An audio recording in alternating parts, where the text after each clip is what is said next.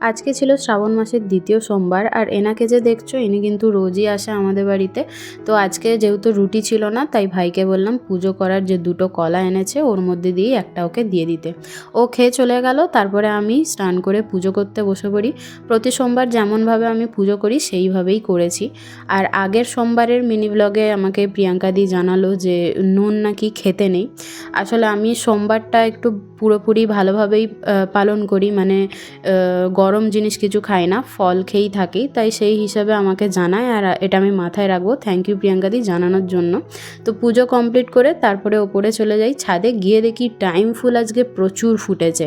আর এদিকে মা দানা বসাচ্ছে, তো সবজির দানা। এখানে ছিল করলা, ঝিঙে, তারপরে সিম আর ঢ্যাঁড়স, আর একটা কি একটা ছিল। তো সমস্ত কিছু দানা বসিয়ে এইভাবে জল দিয়ে দিচ্ছে, আর যখন গাছ বেরোবে তোমাদের সাথে অবশ্যই শেয়ার করব।